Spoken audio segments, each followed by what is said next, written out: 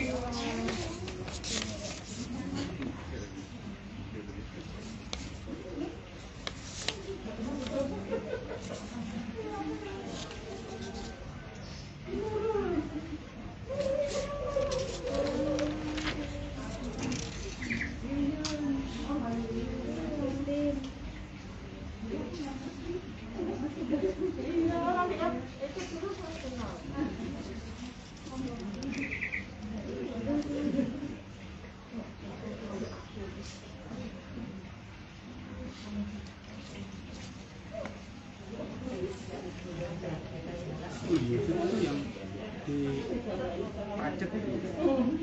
Terawih atau Pacet itu? Pacet. Pada maghrib. Ada Marib. Iya, makasih. Iya, jazakillah khair. Tahu timnya mereka. Kali itu sampai orang. Oh, satu. Oh iya dah. Satu bahkan. Kalau di sini ya sampai ya. Iya, di musola NU. Enak katanya. Wah, adem katanya. Oh iya. Enak jadi. Ya, kalau anu nginep sekali di tempat saya. Nginep sekali di tempat saya. Nginep. Boleh. Di tempat saya. Oh, dekat ya, Sir? Oke. Oke. Jadi berangkatnya sebelum itu ada. Iya. Itu setelah di situ sebentar, tapi tinggal pindah sedikit itu. Dan penawarannya nggak boleh ada, responnya nggak boleh dikasih tahu lagi, tinggal ya boleh kita apa jadi direspon apa enggak, udah. Beli berdua nggak ada. Iya. Saat itu dulu itu kan penawaran nggak ada. Iya. Kalau gini kan nggak boleh diomongin lagi. Terus dia budal kok nggak. Tanggal 29 itu. Tiap tanggal 29. Pada maghrib. Pada Marib. Sabtu itu sih. Kalau bulan ini jatuh di hari Sabtu. Ya, Sabtu malam Ahad. Sabtu itu enak ya. Pada maghrib. Itu. Iya. Itu Ustadz itu namanya, tapi yang undang kita itu ternyata karena ditinggal. Loh, ditinggal nanti sampai awak dewi ngetut mau Ustadz Abdul Rosi namanya dulu. Iya, mau bisa menang. Aku undang kita kata penang sopo saya lagi. Ya kan? Iya. Sabari awak di Madura. Iya. Kan setiap ahad kelima ada bulan ada pekan 5 itu. Iya. Ustadz mesti ke Majalengka. Nah ini nggak boleh karena ada rapat kan. Rapat di sana aku kunjungan dari Ustadz Abdul Rosi. Akhirnya di Madura. Oh, Madura. Ada safari dakwah. Iya. Sumenep tepat.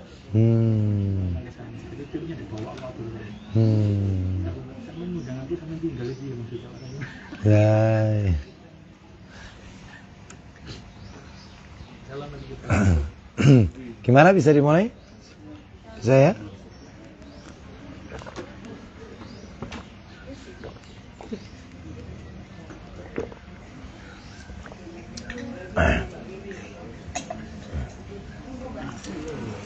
Ada mic-nya? Oh iya. Cek. Di sana sudah ada mic-nya. Nyala sudah. Ya. Kita mulai, Bapak Ibu sekalian. Bismillah. Assalamualaikum warahmatullahi wabarakatuh. Alhamdulillah. Alhamdulillahi hamdan katsiran tayyiban mubarakan fi kama yuhibbu rabbuna wa yarda. Wa ashhadu an la ilaha illallah wahdahu la syarika lah وأشهد أن محمدا عبده ورسوله يا أيها الذين آمنوا اتقوا الله حق تقاته ولا تموتن إلا وأنتم مسلمون أما بعد فإن أصدق الحديث كتاب الله وخير الهدي هدي محمد صلى الله عليه وسلم وشر الأمور محدثاتها فإن كل محدثة بدعة وكل بدعة ضلالة وكل ضلالة في النار. Ikhwan wa akhwati fillah, bapak-bapak, ibu-ibu, kaum muslimin dan muslimah, jamaah majelis taklim yang semoga dimuliakan oleh Allah Subhanahu wa ta'ala. Kepada sahibul bait, keluarga besar Ibu Mia yang semoga dirahmati oleh Allah Subhanahu wa ta'ala, dan kepada Allah yarham Bapak Yudi, semoga Allah mengampuni dosa-dosa beliau dan menempatkan beliau pada sisinya di tempat yang terbaik. Bapak Ibu sekalian, rahimani wa rahimakumullah. Pagi hari ini kita akan lanjutkan materi kita. Kita masih berada pada pembahasan kitab 200 fatwa emas dari Rasulullah Sallallahu Alaihi Wasallam. Pada bulan yang lalu kita telah menuntaskan hadis nomor 1.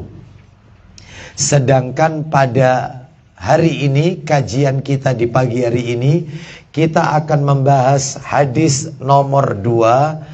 Hadis yang berbicara tentang, kita beri judul, jagalah hati, jangan kau nodai. Ini bukan judul lagu, ya. Ini bukan lirik lagu, tetapi memang hadisnya berkaitan erat tentang masalah menjaga hati. Baik, kita baca hadisnya Bapak Ibu sekalian. Hadis nomor 2 kita beri judul, jagalah hati, jangan kau nodai. Hadis ini diriwayatkan oleh siapa? Bisa kita lihat di catatan kaki nomor 1. Hadis riwayat Muslim dalam kitab Sahih Muslim di nomor aslinya nomor 2564 atau dicetakan terjemahan di nomor 2194, ya. Jadi beda penomoran tapi tetap sama-sama diriwayatkan oleh Imam Muslim. Oleh siapa hadis ini diriwayatkan? Oleh Abu Hurairah radhiyallahu anhu. Bagaimana kok bisa tahu hadis ini diriwayatkan oleh Abu Hurairah? Tentunya kita merujuk kepada kitab aslinya supaya kita tahu, ya, 2194 atau juga diriwayatkan oleh di nomor hadis 2564.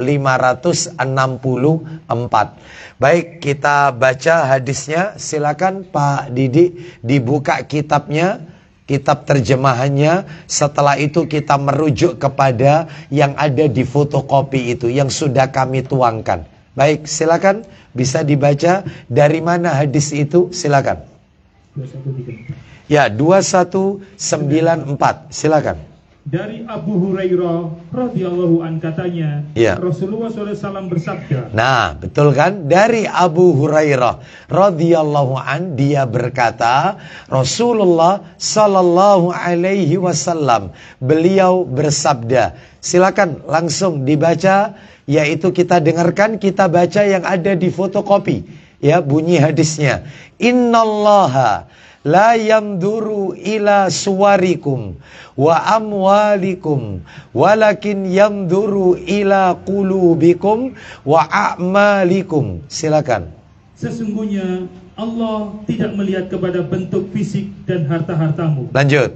Akan tetapi Allah melihat kepada hati kalian dan amal perbuatan kalian. Nah, Perhatikan baik-baik Bapak Ibu sekalian. Saya baca ulang terjemahannya sambil kita baca lafaz per lafaz dari teksnya.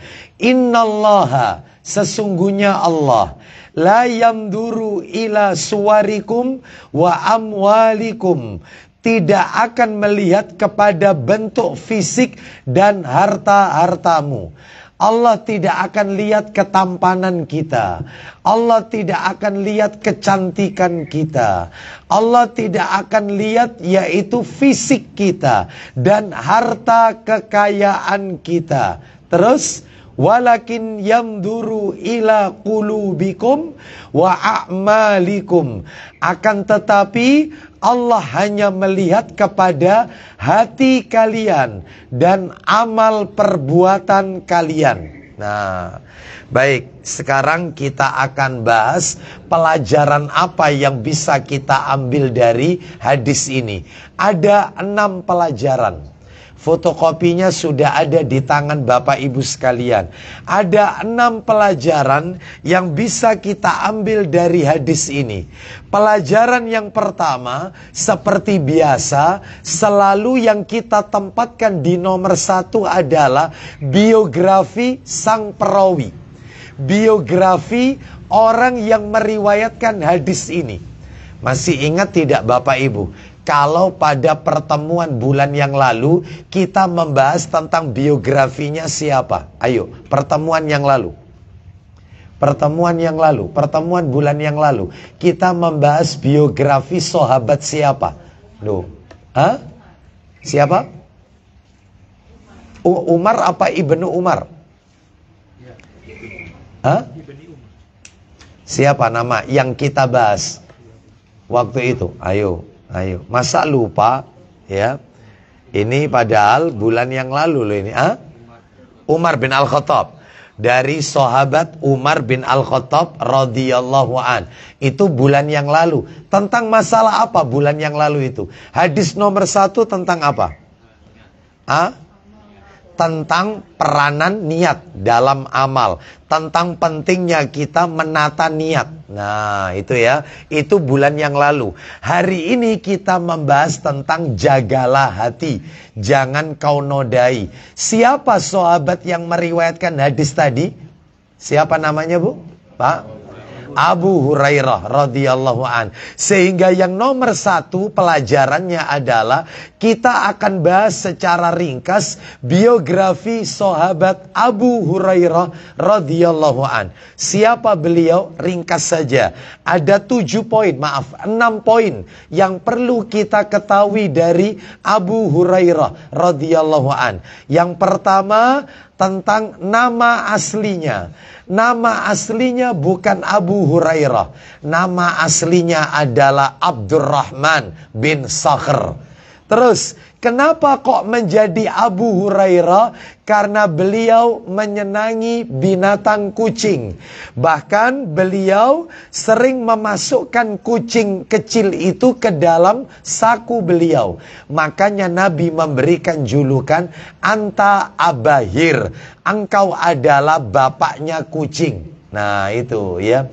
Berarti boleh Ustadz ya, orang itu memakai nama kunyah, nama julukan, pakai nama-nama hewan. Boleh. Terutama hewan-hewan yang bagus, hewan-hewan yang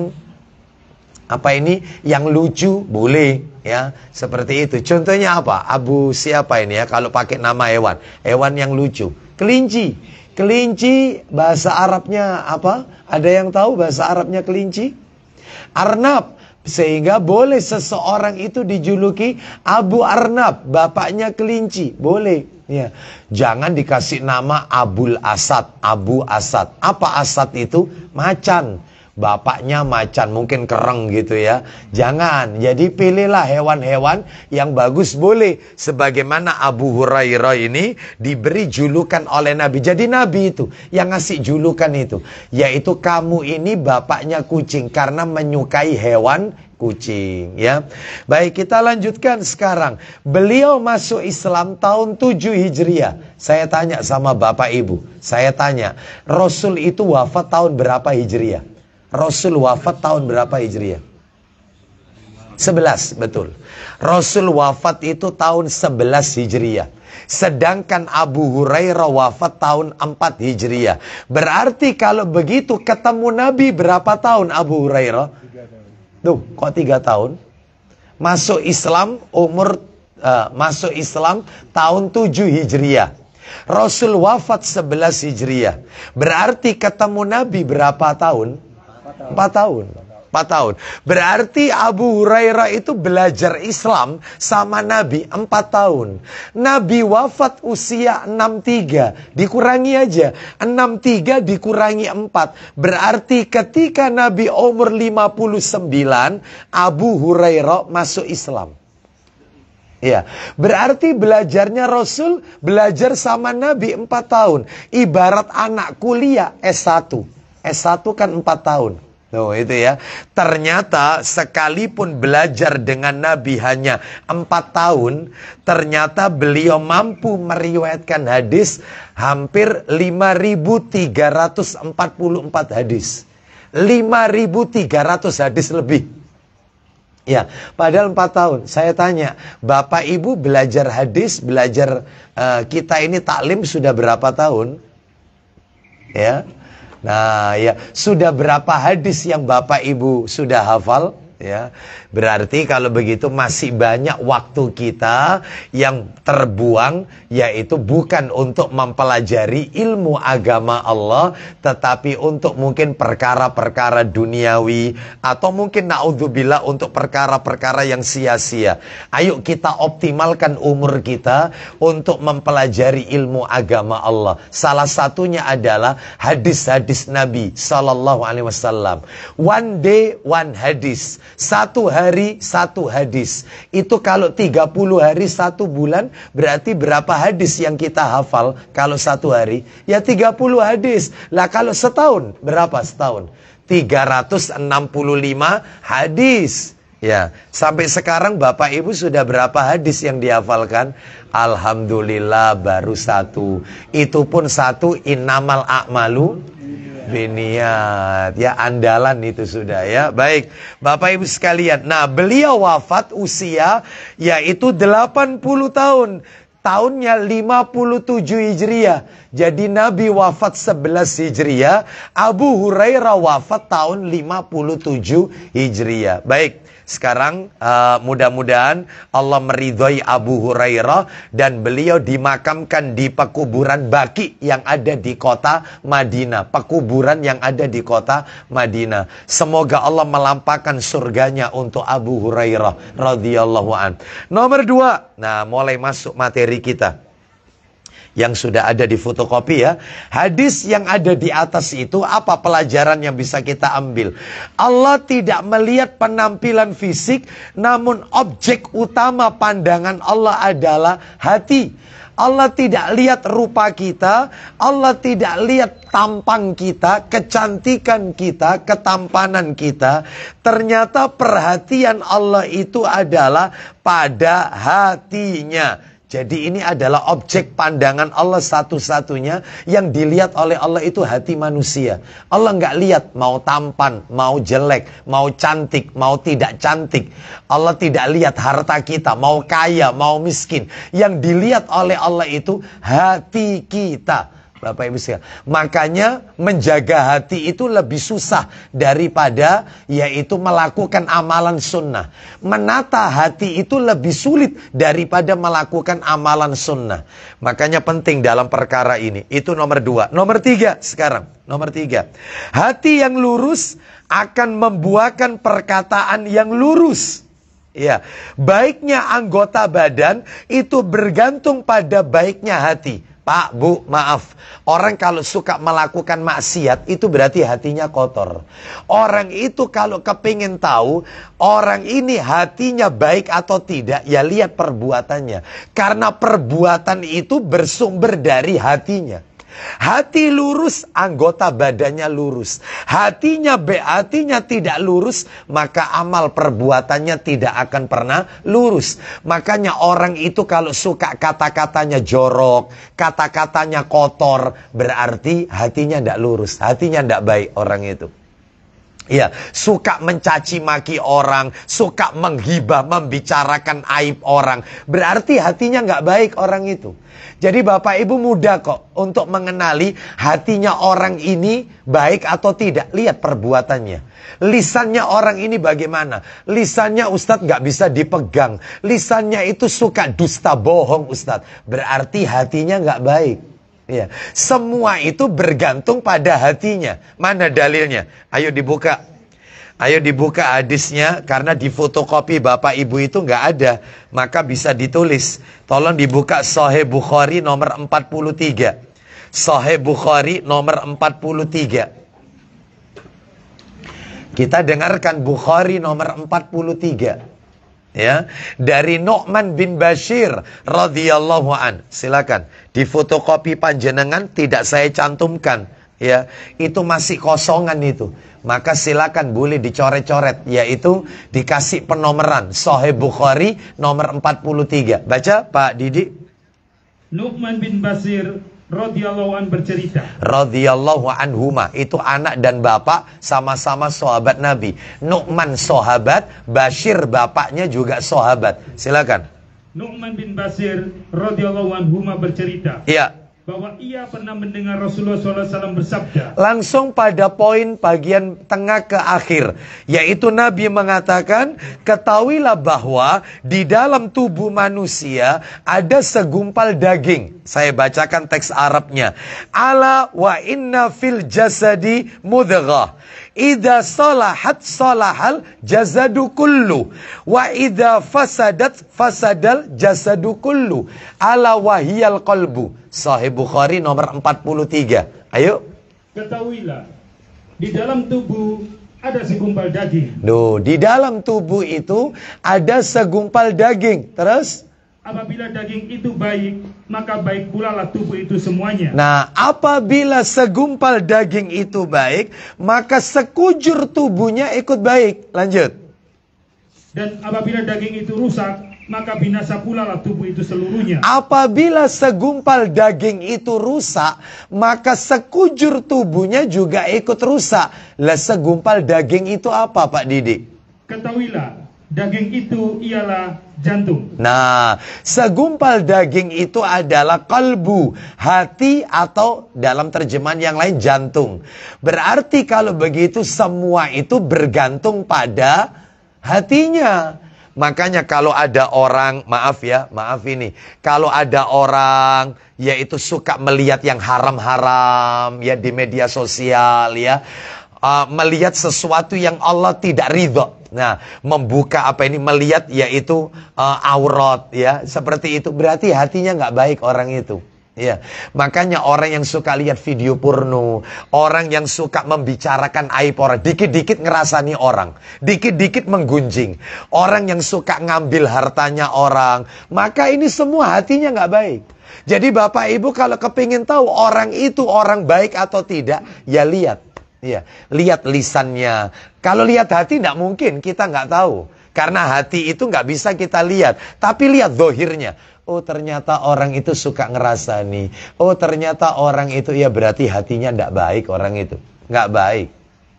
Ya, ngerasani pimpinannya. Ya, lah wong dia kerja sama pimpinan, kok malah pimpinannya dirasani. Wis gak beres, bos wis gak beres. Iya. Karepe dhewe tak pikir-pikir. Kok malah ngerasa, berarti nggak baik hatinya orang ini. Nggak baik. Iya, jadi kalau kepingin tahu hatinya orang ini emas 24 karat atau jangan-jangan hatinya itu adalah hati sekedar ya loyang atau perunggu atau apapun, ya lihat perilakunya bagaimana. Nah, jadi dalam hal ini semua itu bergantung hatinya. Saya tambahkan lagi, tolong dibuka kitab Sahih Targhib wa Tarhib. Tolong dibuka Pak Didi jilid 5 Pak Didi. Sahih Targhib wa Tarhib jilid 5, nomornya 2865. 2865. Saya bacakan, An Anas bin Malik radhiyallahu an. Qala Rasulullah sallallahu alaihi wasallam. Dari Anas ya, la yastaqimu imanu abdin hatta yastaqima qalbuh, wa la yastaqimu qalbuhu hatta yastaqima lisanuhu. Lu jelas sekali, silakan. Dari Anas radhiyallahu an, dia berkata. Apa kata Anas radhiyallahu an? Rasulullah SAW bersabda. Apa isi sabdanya? Iman seorang hamba tidak akan lurus sampai hatinya lurus. Loh, ulang lagi kalimat itu. Iman seorang hamba. Iman seorang hamba tidak akan lurus sampai hatinya lurus. Lanjut teruskan. Dan hatinya tidak akan lurus sampai lisannya lurus. Nah, berarti semuanya itu bergantung pada hati. Ya, lisan yang tidak lurus, ya, anggota badan kita yang tidak mengikuti tuntunan syariat apa yang diajarkan oleh Nabi, berarti mereka ini karena hatinya tidak lurus. Apa kata Ibnu Hajar Al-Asqalani apa kata Ibnu Rajab rahimahullah? Ya, beliau mengatakan di dalam kitab Jami'ul Ulum wal Hikam di juz yang pertama halaman 210, kata Ibnu Rajab, hadis ini memberikan isyarat bahwa baiknya amalan seorang hamba itu bergantung pada hatinya. Apabila hatinya baik, ya, maka di dalam apabila hatinya itu baik, maka seluruh anggota badan yang lain akan juga baik. Sebaliknya, kalau hatinya itu rusak, ya, selalu dipenuhi dengan hawa nafsu, hatinya suka dengan maksiat, maka sekujur tubuhnya pun juga akan bermaksiat. Seperti itu. Bapak Ibu sekalian, nah ada orang yang bilang begini. Nah, perhatikan ya. Ada orang yang bilang begini, Ustadz, percuma Ustadz, orang itu orang itu pakai jilbab tapi kalau hatinya tidak baik. Dia pakai jilbab tapi suka ngomongin orang. Ya, lihat Ustadz, dia rajin taklim tapi menuntut ilmu seringkali, bahkan khatam Quran sebulan sekali. Tetapi hatinya nggak baik, suka ngomongin orang, kata-katanya suka nyakiti orang. Yang penting itu Ustadz, hati ini ditoto. Ya, percuma dalam hal ini dia rajin melakukan amal soleh tapi hatinya busuk. Hatinya yaitu suka melakukan maksiat. Yang penting itu Ustadz, ya, yang penting itu adalah semua itu terletak pada hatinya. Ya. Nah, orang-orang seperti ini Bapak Ibu sekalian, kalau ada orang yang mengatakan demikian, kan ada orang itu yang mengatakan bahwasannya orang bertakwa itu Ustadz, orang bertakwa itu bukan pada jilbabnya Ustadz. Ya, orang itu dikatakan soleh itu bukan pada jenggotnya Ustadz. Orang bertakwa itu hatinya Ustadz. Orang soleh itu Ustadz pada hatinya, bukan terletak pada penampilannya, bukan. Sehingga percuma jenggotan tapi kalau hatinya busuk. Nah, kalau ibu-ibu, bapak-bapak menemui orang seperti ini, ya, apa yang harus kita jawab? Gampang jawabannya. Jawabannya adalah, Pak, Bu, maaf, memang benar Nabi itu pernah mengatakan dalam satu hadis yang sesaat lagi akan kita dengarkan hadisnya. Apa kata Nabi? Takwa itu letaknya di hati. Sampai Nabi mengatakan itu 3 kali. Nabi menunjukkan jarinya itu ke dadanya. Takwa itu letaknya di sini. Takwa itu letaknya di sini. Takwa itu letaknya di sini. Bukan pada penampilan. Tapi ingat, sebentar. Kita dengarkan dulu hadisnya. Ayo dibuka Pak Didi, Sahih Muslimnya. Sahih Muslim nomor 2193 dan 2194. Ayo dibuka. 2194 aja dulu. 2194. Dari Abu Hurairah radhiyallahu an. Ayo. Dari Abu Hurairah radhiyallahu an katanya. Ya, silakan. Rasulullah SAW bersabda. Apa isi sabdanya? Sesungguhnya Allah tidak melihat kepada rupa dan hartamu. Loh, coba yang 2193 saja dulu. 2193 aja. 2193. Dari Abu Hurairah radhiyallahu an katanya, ya. Rasulullah SAW bersabda. Apa isi sabdanya? Seorang muslim adalah saudara bagi sesama muslim. Nah, ini nanti sebentar lagi poinnya. Ulang lagi, seorang muslim? Seorang muslim adalah saudara bagi sesama muslim. Lanjut. Karena itu janganlah menganiayanya. Jangan mendolimi. Terus. Jangan membiarkannya teraniaya. Jangan membiarkan dia teraniaya. Harus kita tolong. Terus. Dan jangan menghinanya. Jangan menghina muslim. Terus. Takwa tempatnya di sini. Nah, itu poinnya. Ulang lagi. Takwa tempatnya di sini. Apa yang Nabi lakukan ketika Nabi mengucapkan itu? Sambil beliau menunjuk ke dadanya 3 kali. Loh, Nabi mengatakan takwa itu letaknya di sini. Takwa itu letaknya di sini. Jadi seakan-akan Nabi menyampaikan takwa itu letaknya di hati, bukan pada penampilan. Terus lanjut, masih ada? Sambil beliau menunjuk ke dadanya 3 kali. Teruskan. Alangkah besar dosanya menghina saudaranya sesama muslim. Nah, terus? Setiap muslim haram menumpahkan darah saudaranya sesama muslim. Terus? Haram merampas hartanya dan haram mencemarkan kehormatan atau nama baiknya. Nah, baik. Bapak Ibu sekalian, hadis yang barusan kita dengarkan, ini adalah hadis yang mulia yang disalah tempatkan oleh sebagian orang. Mereka salah menempatkan hadis ini. Jadi, bukankah yang menyampaikan hadis tadi itu Rasulullah? Nabi loh yang bilang, takwa itu letaknya di dada. Bukankah yang memerintahkan kita untuk pakai jilbab itu juga Allah dan Rasul? Bukankah yang memerintahkan kita untuk memanjangkan jenggot, mencukur kumis itu juga Rasulullah? Rasul sendiri yang mengatakan takwa itu letaknya di dada, di hati. Rasul sendiri yang menyuruh kita wanita pakai jilbab wajib. Rasul sendiri yang memerintahkan untuk kaum laki-laki memelihara jenggot, mencukur kumis. Nah, bukankah dalam hal ini, ya kata para alim ulama, siapa orang yang paling bertakwa? Siapa orang yang paling bertakwa? Ya tentunya Rasul dan para sahabat. Ternyata Nabi sendiri yang mengucapkan itu, beliau tidak menyelisih perintah Allah Subhanahu wa taala. Jadi intinya adalah kalau memang hatimu itu baik, kalau memang hatimu itu baik, mestinya amalanmu tidak menyelisihi daripada perintah Allah. Jadi kalau ada wanita pakai cadar, tapi hatinya kok suka ngomongin orang, maka jangan salahkan cadarnya. Hatinya disalahkan. Sebab apa? Kalau memang hatinya itu baik, mestinya tercermin dari perbuatannya.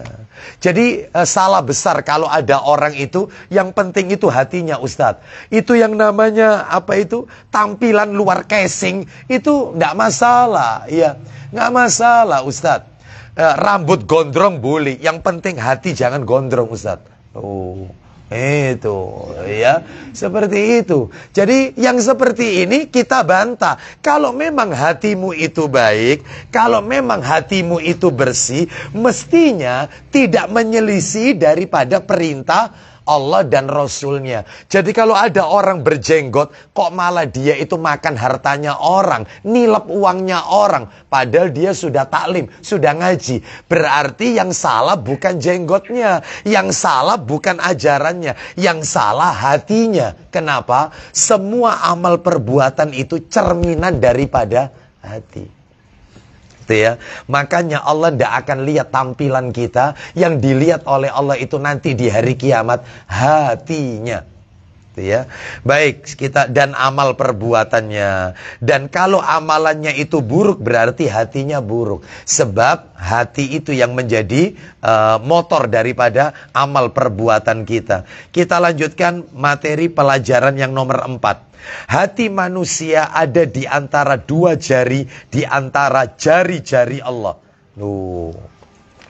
Saya ulang ya. Hati manusia ada di antara 2 jari, di antara jari-jari Allah. Mungkin Bapak Ibu bertanya ini, loh Ustadz, Allah itu punya jari? Iya, Allah punya jari. Apakah sama dengan jari manusia? Laisa kamislihi syai'un. Allah tidak boleh diserupakan dengan makhluknya. Tugas kita mengimani apa adanya. Seperti apa katanya Nabi? Kalau kita yaitu berdoa, kalau kita mendekat kepada Allah sambil berjalan, maka Allah akan mendekati kita sambil berlari. Seperti misalnya Nabi pernah mengatakan, nanti di hari kiamat betis Allah tersingkap. Betis Allah tersingkap. Apakah Allah itu punya betis? Ya, sami'na wa ata'na. Imani apa adanya. Jangan ditakwil, jangan dianalogikan, jangan dipertanyakan, jangan dimisalkan. Sami'na wa ata'na. Imani apa adanya. Jangan disimpulkan dengan kesimpulan yang lain. Seperti hadis ini, ayo kita dengarkan. Allah itu punya jari. Bahkan Allah itu punya tangan. Kedua-dua tangan Allah kanan. Nabi sendiri yang mengatakan, dua tangan Allah itu kanan. Jangan diumpamakan, jangan dibayangkan, jangan dimisalkan, jangan ditakwil, diinterpretasikan. Nggak usah. Imani saja apa adanya. Itu tugas kita. Karena ini perkara gaib. Hanya saja ini disampaikan oleh Nabi SAW kepada kita. Ayo dibuka dalilnya. Coba dibuka suratnya. Oh, mohon maaf. Di dalam apa ini? Tirmidzi. Tirmidzi. Bawa Tirmidzi enggak? Ada ya. Tolong Tirmidzi nomor 3522. Tirmidzi 3522.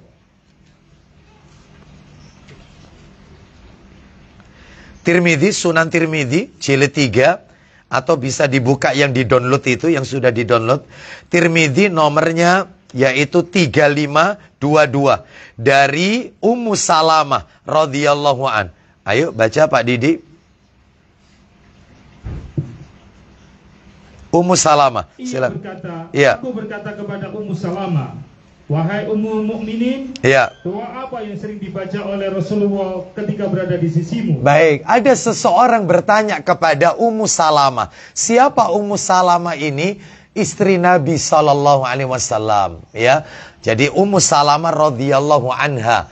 Dia bertanya laki-laki ini, wahai Ummul Mukminin, ya doa apa yang sering dibaca oleh Rasulullah? Doa apa? Lanjut teruskan.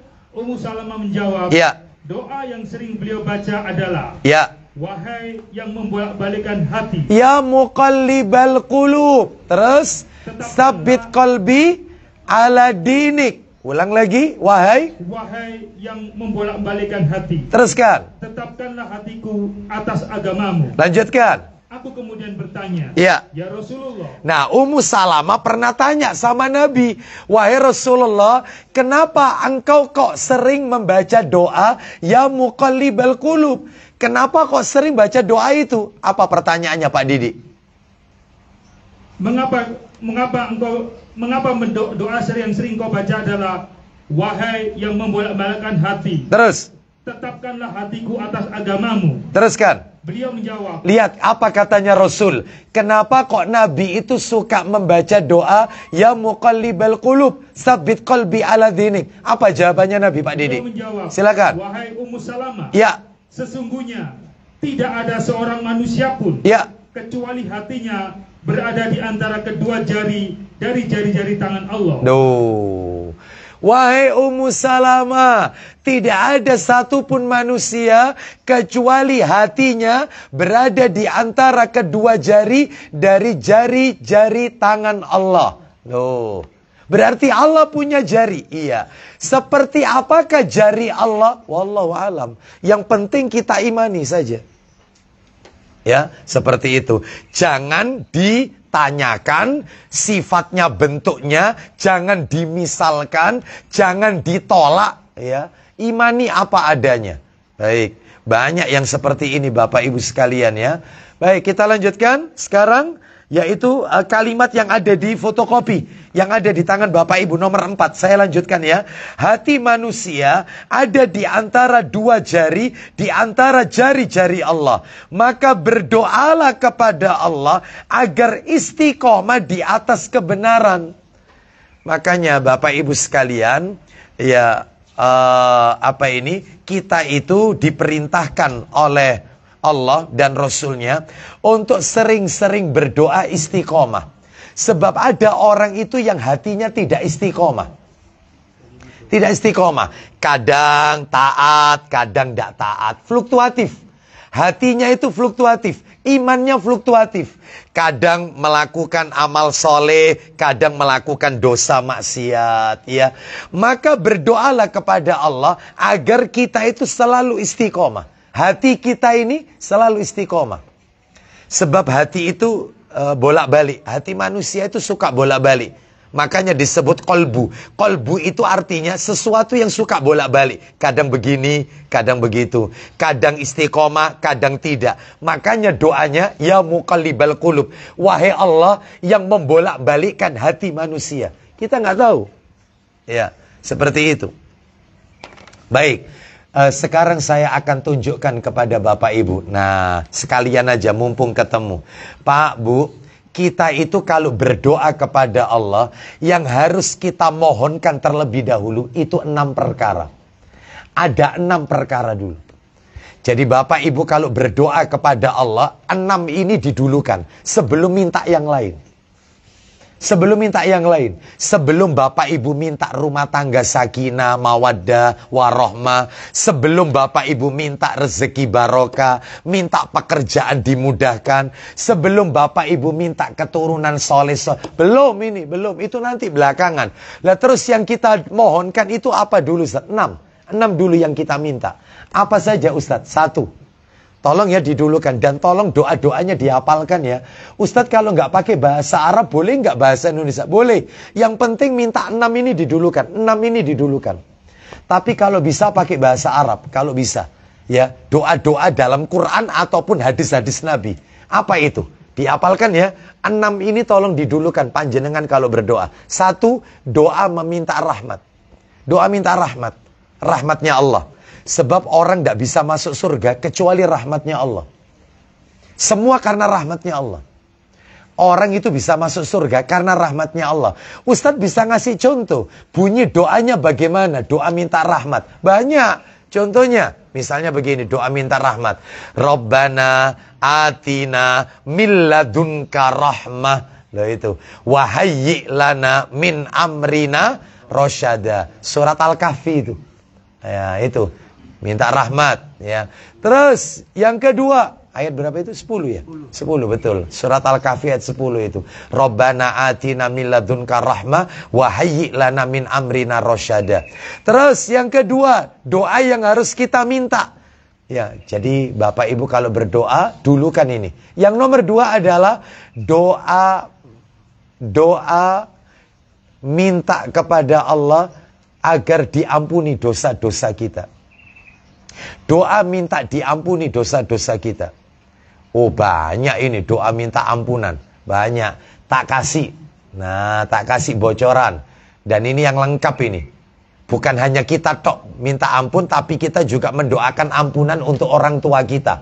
Bahkan untuk saudara-saudara kita. Suami termasuk di situ. Masuk di dalamnya. Begini doanya. Ada doa punya. Ini doa dalam Al-Quran ini. Begini doanya. Rabbana ghafirli wali walidayya walil mu'minina yauma yaqumul hisab. Artinya, Rabbana gfirli, ya Rabb kami ampunilah aku. Wali walidayya, ampuni dosa kedua orang tuaku. Walil mu'minina, dan kepada seluruh orang-orang beriman. Ya saudara kita ini masuk di sini, masuk di sini. Terus apa ini walil mu'minina yauma yaqumul hisab, pada hari penghisapan amal. Nah, itu. Ada lagi yang lebih lengkap. Nah, begini yang lebih lengkap. Rabbighfirli wali walidayya waliman dakhala baitiya mu'minan walil mu'minina wal mu'minat. Apa itu artinya? Rabbighfirli, ya Allah ampunilah aku. Wali walidayya, ampuni dosa kedua orang tuaku. Waliman dakhala baitiya, dan dosa orang-orang yang masuk ke rumahku, tamu-tamuku. Loh itu. Walil mu'minina. Ya, mohon maaf. Waliman dakhala baitiya mu'minan, dan tamu-tamuku yang masuk ke dalam rumahku dari kalangan orang-orang beriman. Walil mu'minina dan wal mu'minat, dan orang-orang mukmin laki-laki dan mukminat wanita-wanita yang beriman. Semuanya kita doakan. Nah, itu lebih lengkap ya. Doa mendoakan ampunan untuk kita, untuk kedua orang tua kita, untuk tamu-tamu kita dari kalangan orang-orang beriman dan seluruh mukmin dan mukminat, semuanya. Bapak Ibu, mohon maaf ya, mohon maaf. Katanya Rasulullah, orang itu kalau mendoakan saudara kita, yang orang itu tidak tahu kalau kita doakan, maka malaikat yang ada di atas kepala kita, itu mengatakan, kau juga mendapatkan doa yang sama dari mereka. Jadi kalau kita mendoakan 100 orang, maka kita mendapatkan pahala 100. Lah kalau kita mendoakan mukminin wal mukminat yang gak terhingga ini, maka semua kita mendapatkan sejumlah orang mukmin. Itu. Sejumlah orang mukmin laki-laki, sejumlah orang mukmin perempuan. Semuanya. Lu berapa jumlahnya? Ya miliaran. Makanya dalam hal ini kalau berdoa jangan khusus untuk kita, tapi doakan saudara kita, karena malaikat juga mengaminkan. Kau juga mendapatkan sejumlah orang yang kau doakan tadi, kata malaikat. Itu hadisnya sahih itu. Oleh karena itu, ayo doa ampunan nomor 2. Nomor 3, dulu kan kalau berdoa yang nomor 3, nomor 1 tadi apa? Minta rahmat. Nomor 2 minta ampunan. Nomor 3, minta dimasukkan surga, dijauhkan dari neraka. Minta dimasukkan surga, dijauhkan dari neraka. Bagaimana doanya? Banyak doanya. Contohnya begini. Contoh doanya, Allahumma inni as'alukal jannah wa a'udzubika minan nar. Ya Allah, aku mohon kepadamu surga dan aku berlindung kepadamu dari api neraka. Loh, boleh. Ada lagi yang lebih bagus. Begini yang lebih bagus. Ini di buku-buku doa ada kok Bapak Ibu, yang ditulis oleh Ustadz Yazid Jawas itu, yang dicetak oleh Pustaka Imam Asy-Syafi'i. Banyak di buku situ. Ya, begini bunyinya. Yang lebih bagus itu begini. Allahumma inni as'alukal jannata wa ma qarraba ilaiha min qaulin aw amalin. Saya langsung artikan aja. Ya Allah, aku memohon kepadamu surga dan apa-apa yang mendekatkan aku dengan surga, baik itu dari perkataanku maupun perbuatanku. Wa a'udzubika minan nar, dan aku berlindung kepadamu dari neraka. Wa ma qarraba ilaiha, dan apa-apa yang mendekatkan aku dari neraka, kepada neraka. Min qaulin au amalin, dari ucapanku dan perbuatanku. Loh kan kadang-kadang kita ini tidak sadar ngomong sesuatu tapi menjerumuskan kita ke neraka gara-gara ucapan kita. Makanya kita berlindung. Semua hal yang mendekatkan aku dari neraka, entah ucapan, entah perbuatanku, jauhkan ya Allah, jauhkan. Loh, itu penting itu. Makanya dihafalkan. Doa dimasukkan surga, dijauhkan dari neraka. Terus yang nomor 4, yang harus kita mohonkan kepada, didulukan ini. Doa minta hidayah. Ya ini masuk di sini. Minta petunjuk. Supaya kita tetap berada di jalan yang lurus. Ya, supaya istiqomah. Ya, gimana itu doanya? Banyak. Rabbana la tuzigh qulubana ba'da idh hadaitana wa hab lana min ladunka rahmah innaka antal wahhab. Apa itu artinya? Ya Allah, jangan engkau jadikan hatiku condong kepada kesesatan setelah engkau memberikan aku hidayah. Kan ada orang itu sesat setelah dikasih hidayah. Dulunya soleh jadi tidak soleh. Banyak contohnya. Banyak. Ya, yang sering saya jadikan bahan itu adalah tokoh PKI kita. Ya, Aidit. Itu kan lulusan pondok pesantren. Aidit itu bapaknya kiai, dia lulusan pondok pesantren, hafal Quran. Aidit itu kenapa jadi komunis? Bahkan dia bakar Quran, membantai orang Islam gara-gara salah mencari teman. Nggak selektif. Teman yang dipergaul ini teman yang punya pemahaman Marxisme. Ya sudah, yaitu katut. Nah itu, makanya ada kan orang itu yang awalnya soleh jadi tidak soleh. Nah itu ada. Makanya supaya ajek, supaya istiqomah, terus dapat hidayah, sering Doa minta hidayah. Termasuk doa begini. Allahumma inni as'alukal huda wattuqa wal afafa wal ghina. Ya Allah, sesungguhnya aku mohon kepadamu petunjuk, ketakwaan, terpelihara diri dari maksiat dan hidup serba berkecukupan. Loh itu. Dihafalkan, ya. Baik, yang nomor 5. Nomor 5, doa minta keselamatan dunia akhirat. Doa minta selamat. Ya, doa minta selamat dunia akhirat. Kan ada doa, Allahumma salamatan fiddin. Terus wa afiyatal fil jasad. Nah, kan banyak ya. Itu. Jadi ada lagi doa begini, zikir pagi petang. Bapak Ibu sadar tidak sadar kalau baca zikir pagi petang, di situ ada doa minta selamat. Bunyinya begini. Allahumma inni as'alukal afiyata fid dunya wal akhirah. Ya Allah, sesungguhnya aku mohon keselamatan dunia akhirat. Terus ada lagi lanjutannya, dirinci. Allahumma inni as'alukal afwa wal afiyata fi dini wa dunyaya wa ahli wa mali. Ya Allah, sesungguhnya aku memohon kepadamu, yaitu maaf, dan aku juga mohon keselamatan, selamat dari duniaku, selamat dari agamaku, duniaku, anak keturunanku, dan hartaku. Loh, semuanya komplit. Minta selamat dunia akhirat. Nah, itu ya. Baik, kita lanjutkan. Terus yang terakhir, yang nomor 6 adalah yang mesti harus kita utamakan kalau berdoa. Terakhir yang nomor 6, doa minta tambahan ilmu. Bapak Ibu selama ini kalau berdoa minta tambahan apa? Nah, tambahan rizki, istri, atau ilmu? Ya, ini bapak-bapak sungkan kalau minta tambahan istri ya, karena istrinya hadir di sini ya. Berarti suami-suami dalam tekanan ini ya. Ya Allah, kasihan, makanya rambutnya beruban sebelum waktunya. Baik, kita lanjut. Sebenarnya hatinya karep itu ya.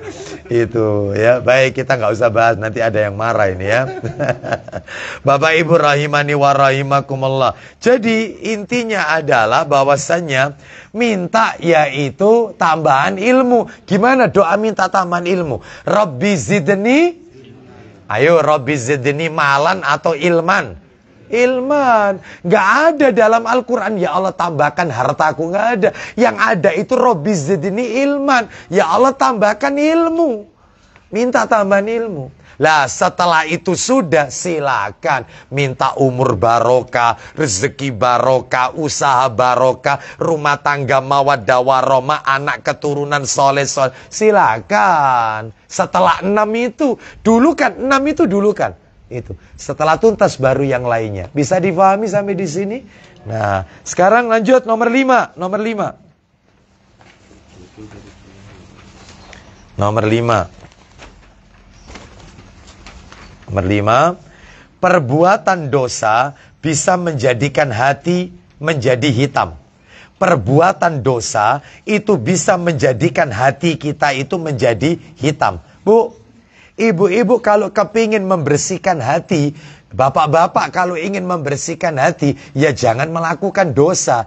Dosa itu bisa bikin kita hitam. Hati kita menjadi hitam. Bahkan kata Nabi, Hajar Aswad itu awalnya turun dari surga, itu putih. Lebih putih daripada susu Hajar Aswad itu. Bening, putih. Kenapa sekarang kok bisa jadi hitam? Karena dosa manusia yang menempel pada batu tersebut. Itu yang bikin menjadi kelam. Loh, berarti dosa itu bisa bawa efek? Iya. Makanya kalau orang tua suka melakukan dosa, biasanya anaknya tidak nurut. Anaknya biasanya dituturi, dikasih tahu, dikasih nasihat, nggak nurut. Maka orang tua jangan pernah serta-merta nyalakan anak. Apalagi menvonis, dasar nakal, betik, kurang ajar sama mama. Jangan, introspeksi. Mungkin masa muda saya dulu pernah melakukan. Mungkin saya sama istri saya, kata-kata saya kasar. Mungkin saya sama suami kalau ngomong seperti itu nyentak atau nadanya tinggi. Mungkin saya pernah nggak jujur. Mungkin, nah ini, ya ini. Itu, jadi harus refleksi. Kenapa dosa itu bawa efek? Dosa itu bawa efek. Dan Bapak Ibu mohon maaf ini, mohon maaf. Dalam materi saya kemarin di kajian yang lain tentang masalah dosa besar, saya bahas kitab Al-Kabair. Ternyata salah satu dampak dosa itu adalah jatah rizki kita yang halal, yang masih ngendon di langit, itu sama Allah dikurangi. Dikurangi, Bapak Ibu. Orang itu tidak akan mati kecuali rizkinya habis. Makanya kata Syekh Sholeh Al-Ghamisi dalam ceramahnya, apa itu dalam ceramah bahasa Arab, beliau menceritakan ada seseorang yang masuk ke dalam sumur, dia teriak-teriak minta tolong. Minta tolong. Akhirnya orang yang ada di atas sumur itu menolong dia, ditolong. Setelah diselamatkan, lalu orang-orang itu pada ngasih air. Supaya apa? Untuk menenangkan hatinya, karena dia tidak tenang. Itu karena kalut kan, karena dia baru masuk sumur. Begitu hati orang itu tenang, lalu orang-orang yang nolong ini minta diceritai, bercerita, berkata, bagaimana kau kok bisa masuk dalam sumur ini, ceritanya gimana? Orang ini pun menceritakan sambil memperagakan. Dia berdiri di bibir sumur, masuk lagi dan meninggal, mati. Katanya para alim ulama, kenapa yang pertama kali ditolong itu kok masih hidup? Karena jatah rizkinya segelas air masih ada. Masih ada. Sehingga begitu itu diminum habis jatah rizkinya, maka giliran meninggal. Orang itu tidak akan mati, tidak akan wafat, kecuali rizkinya sudah habis. Loh Ustadz bisa ngasih tahu nggak? Rezeki itu bisa habis duluan, padahal dia itu ya usianya nggak sebegitu tua. Itu kenapa? Salah satunya ini salah satu penyebabnya adalah dosa. Dia pernah melakukan dosa sehingga jatah rizkinya yang halal, yang ngendon di langit, itu sama Allah dikurangi terus karena dosanya. Lah kalau sudah habis, ya giliran meninggal. Loh berarti kebalikannya, orang kalau suka beramal soleh, umurnya akan ditambah. Iya, rezekinya pun ditambah oleh Allah. Orang kalau suka beramal soleh. Loh Ustadz, banyak loh Ustadz di negeri kita, ustadz-ustadz yang meninggal dalam keadaan masih muda. Banyak, ya banyak. Seperti siapa? Ustadz Uje, Ustadz Jeffrey Al-Bukhari. Terus apa itu? Siapa? Saya Ali Jabir. Nah itu juga usia muda. Banyak, itu kan juga orang soleh. Orang yang tegar di atas agama Allah. Menghafalkan ayat Quran dan seterusnya. Apa karena dosa? Bukan. Makanya saya bilang, saya katakan sebabnya banyak. Sebab yang lain adalah Allah hendak menyelamatkan dia. Sebelum dia terkena fitnah dunia yang lebih besar. Makanya katanya Rasul, ciri nanti akhir zaman, di akhir zaman, orang-orang yang baik-baik itu dimatikan dulu sama Allah. Allah kirimkan angin, yang angin itu menyebabkan mereka meninggal semua. Yang soleh-soleh. Sehingga yang tinggal di muka bumi ini orang-orang pelaku maksiat. Orang-orang jahat yang ada di muka bumi. Makanya berarti Allah hendak menyelamatkan dia. Diselamatkan. Dari kekacauan, fitnah daripada akhir zaman ini. Oh itu. Sama Allah, lihat ulama-ulama kita, ulama-ulama senior, satu persatu meninggalkan kita, diselamatkan sama Allah. Kita sudah kehilangan Syekh Albani, kita kehilangan Syekh Sholeh Utsaimin, kita kehilangan Syekh bin Bas, kita banyak ulama-ulama terdahulu diwafatkan dulu oleh Allah. Usianya masih muda. Imam An-Nawawi penulis kitab Riyadhus Shalihin meninggal umur 45 tahun, tapi karyanya dinikmati oleh miliaran manusia. Loh, ini menunjukkan kepada kita bahwasanya, maaf kembali ke materi ya, dosa itu bawa efek. Bikin hati jadi kelam. Mana dalilnya? Ayo Pak Didik. Saya bisa minta tolong kepada Bumia. Bumia punya ember kecil gitu. Ember kecil, terus kemudian ada gelas atau ini aja enggak apa-apa. Ya, gelas pakai ini, terus kemudian sama betadin ada. Ya, saya minta tiga benda itu. Ada ember, ada gelas, ya, betadin. Ya. Pak Didik baca hadisnya sambil tak praktekkan. Seperti itulah kata Rasulullah sallallahu alaihi wasallam. Baik. Hah? Hadisnya tolong disiapkan Sahih Targhib wa Tarhib. Oh, itu jilid berapa ya? Oh, insya Allah jilid 5 ada. 3141 sih nomornya. Nomor belakang sendiri. 3141 ada enggak? Ada enggak? Enggak ada. Kalau gitu yang di-download aja, Ibnu Majah. Ibnu Majah. Bisa kan kalau Ibnu Majah kan? Nomornya 4244. Ibnu Majah 4244. Hadisnya itu Ibnu Majah 4244. Ketemu Pak Didi? Insyaallah ya. Masuk ya, insyaallah. Ya. Sudah? Bak kecil, gelas, sama betadin.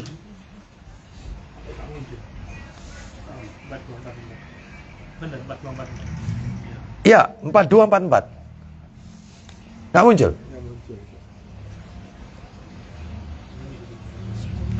Ini sebenarnya Ustadz ini mau apa sih? Mau sirkus apa mau apa? Mau sulap atau gimana? Ya. Nggak keluar ya? Iya, Pak sini.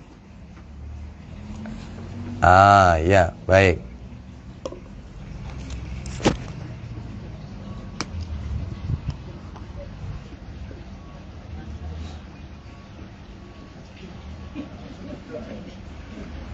Ada. Nah, alhamdulillah.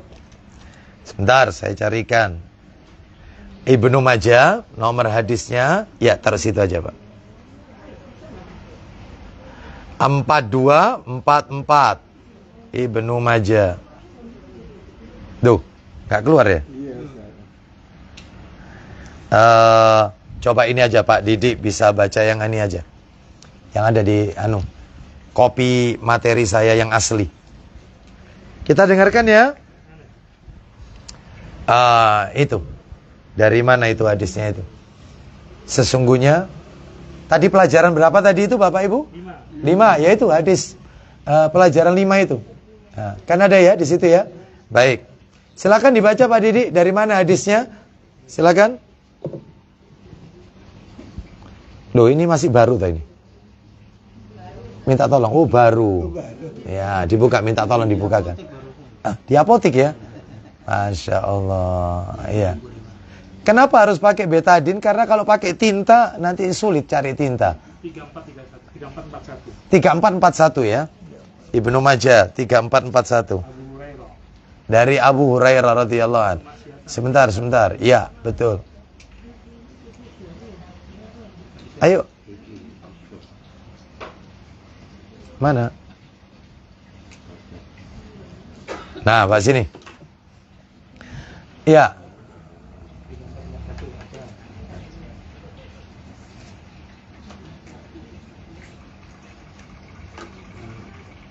Ya, sini. Baik. Ininya sudah kan? Sudah. Pak sini cepet. Pak sini cepet. Amin. Ya. Ayo Pak Didi baca.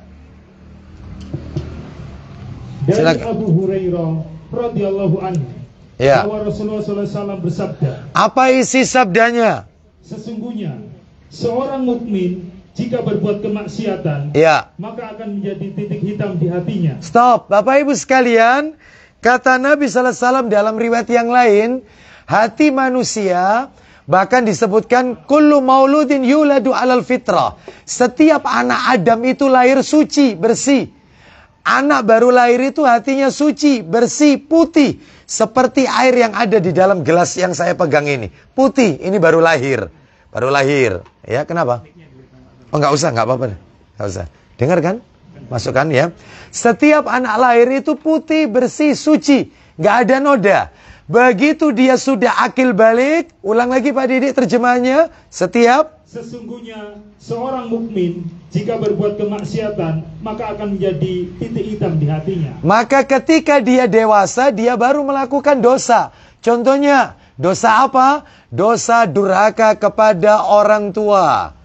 Oh, sudah. Terus kemudian, dosa suka melihat yang Allah harumkan. Dikit apa banyak kira-kira ini? Banyak ya, dosa mata itu kan banyak ya. Loh. Terus kemudian dosa seorang dosa suka berdusta, bujuk. Nah, dah. Banyak apa dikit? Banyak, udah. Ya, udah kita aja ya. Terus, dosa apa lagi yang sering kita lakukan? Jujur, jangan ada dusta di antara kita. Ya, sampai kayak dia tidak pernah melakukan dosa aja ya. Terus, saya mau tanya, lebih banyak mana? Dosa istri ke suami atau suami ke istri? Istri ke suami, ya. Banyaklah suka membentak ya itu. Terutama kalau ada istri jengkelnya itu, mangkelnya itu dari depan nurut, tapi dari belakang Nah, itu nggak boleh kan? Itu nggak boleh, itu namanya ghibah, waka. Atau dosa suami kepada istri. No, dikit apa banyak suami ke istri? Nah, dikit aja ya. Ya, dosa pernah ngerasani orang. Oh ya, termasuk ngerasani ustadznya. Wah, banyak. Kasih banyak nah, ngerasani ustadz banyak ya. Kita kasih ya. Habis deh, beli lagi nanti ya. Mestinya pakai tinta ini. Semakin banyak dosa ini, banyak dosa yang kita lakukan. Sehingga apa? Kecil maupun besar, sengaja maupun tidak disengaja, seringkali kita melakukan dosa. Seperti inilah hati kita, kelam. Lah kalau sudah seperti ini, sulit menerima hidayah. Doa tidak dikabulkan, ibadah menjadi tidak tenang, karena hatinya kelam sudah. Lanjut Pak Didik terjemahnya. Maka, dan jika ia bertobat serta meninggalkannya dan meminta ampun, terus, maka hatinya akan diputihkan. Nah, teruskan kemudian. Jika terus melakukannya, jika dia terus melakukan dosa, terus, maka akan terus bertambah. Nah, maka kalau bertobat katanya Nabi, maka hatinya akan dipulihkan. Dulunya suka berdusta, sekarang diganti dengan orang yang rajin, jujur. Dulu suka nyakiti istri, mendolimi istri, maka menjadi seorang suami yang soleh. Dulu kurang ajar dengan orang tua, menjadi anak yang berbakti kepada kedua orang tuanya. Dulu suka mengambil harta orang, dikembalikan haknya orang, lalu dia rajin beramal soleh, melakukan sedekah, zakat, infak. Dulu dia mungkin pernah menghibah orang, maka dia menjadi orang yang suka memaafkan kesalahan orang, dan seterusnya. Akibatnya ketika meninggal dunia, maka meninggal dalam keadaan seperti ini. Husnul khatimah, hatinya menjadi kembali suci kalau tobat seperti ini. Tapi kalau terus-menerus ternyata habis tobat dibaleni mana? Hitam lagi. Bisa difahami dalam hal ini? Seperti itulah hati manusia, Bapak Ibu sekalian. Ya, oleh karena itu maka sering-seringlah kita bertobat kepada Allah Subhanahu wa taala. Kenapa? Karena Allah akan mensucikan hati kita, ya. Baik, kita lanjutkan Bapak Ibu rahimani wa rahimakumullah. Sekarang yang nomor 6. Yang nomor 6. Ya, nomor 6. Apa itu di situ nomor 6? Hati bisa menjadikan amalan bertingkat-tingkat. Nah, amalan itu, ya, lihat itu Bapak Ibu sekalian. Amalan itu tidak bertingkat-tingkat dengan bilangan dan jumlah. Akan tetapi amalan itu bertingkat sesuai dengan apa yang ada di dalam hatinya, yaitu keikhlasan yang ada pada hatinya. Makanya sekarang kita akan bahas, Bapak Ibu sekalian, macam-macam hati. Ternyata hati itu dibagi 3. Ayo fotokopinya dilihat halaman 2. Hati itu dibagi 3 ternyata. Hati itu dibagi 3. Hati itu dibagi 3. Tapi sebelum Bapak Ibu membahas hati dibagi 3, ayo Pak Didi, sudah saya cantumkan di situ bercetak tebal Quran surat Al-Hajj, Quran surat nomor 22, ayatnya 53 dan 54, lalu ditambahkan Sahih Muslim nomor aslinya 2282 atau cetakan terjemahan 2127. Ayo dibuka dulu ayat Qurannya. Ayat Qurannya dibuka dulu, Quran surat 22. Kita pengen tahu hati itu ada berapa macam sih? Hati itu dibagi berapa macam sih ada di Quran itu? Ada di Quran. Quran surah 22 Al-Hajj ayatnya 53 dan 54. Allah berfirman, liyaj'ala ma yulqis syaitanu fitnatan lilladzina fi qulubihim maradun wal qasiyati qulubuhum wa innadh dhalimina lafi syiqaqin ba'id. Ayat 54-nya. وَلِيَعْلَمَ الَّذِينَ أُوتُوا الْعِلْمَ أَنَّهُ الْحَقُّ مِنْ رَبِّكَ فَيُؤْمِنُ بِهِ فَتُخْبِتَ لَهُ قُلُوبُهُمْ وَإِنَّ اللَّهَ لَهَادِي الَّذِينَ آمَنُوا إِلَى صِرَاطٍ مُسْتَقِيمٍ. Silakan. Agar dia menjadikan apa yang dimasukkan oleh setan itu sebagai cobaan bagi orang-orang yang di dalam hatinya ada penyakit. Stop. Orang yang di dalam hatinya ada penyakit, berarti ada hati sakit. Terus lanjut. Dan yang kasar hatinya. Nah, itu namanya hati yang mati. Teruskan. Dan sesungguhnya orang-orang yang zalim itu benar-benar dalam permusuhan yang sangat. Lanjutkan 54. Dan agar orang-orang yang telah diberi ilmu meyakini bahwasannya Al-Quran itulah yang hak dari Rabb-Mu, lalu mereka beriman dan tunduk hati mereka kepadanya. Nah, ada hati yang tunduk, yaitu hati yang bersih, hati yang subur. Lanjut. Dan sesungguhnya Allah adalah pemberi petunjuk bagi orang-orang yang beriman kepada jalan yang lurus. Baik, sekarang Sahih Muslimnya dibuka, nomor 2127. Kita lihat pembagian hati. Ayo, baca Pak Didi, silakan. Dari Abu Musa radhiyallahu an dari Nabi sallallahu alaihi wasallam bersabda. Isinya? Perumpamaan agama yang aku diutus Allah Azza wa Jalla dengannya, yaitu berupa petunjuk dan ilmu. Teruskan. Ialah bagaikan hujan yang jatuh ke bumi. Nah, ini poinnya sekarang, poinnya. Silakan. Di antaranya ada yang jatuh ke tanah, ada yang jatuh ke tanah yang subur. Terus. Yang dapat menyerap air. Jadi, Pak Bu, mohon maaf Bapak Ibu, yaitu diibaratkan seperti tanaman, lalu kemudian turun hujan. Air hujan itu tidak menggenang, langsung diserap oleh akar, lalu kemudian menjadi tumbuh. Batangnya tumbuh, rantingnya tumbuh, bahkan jadi buah. Bunganya juga bagus, daunnya itu bagus. Lah itu ada orang seperti itu. Atau yang kedua, lanjut, teruskan. Maka tumbuhlah padang rumput yang subur. Teruskan. Di antaranya pula ada yang jatuh ke tanah keras. Terus. Sehingga air tergenang karenanya. Ada, yaitu tanaman itu ketika hujan turun, air itu tidak meresap ke dalam tanah, tapi menggenang. Karena tanahnya itu tanah keras, nggak bisa meresap ke dalam tanah.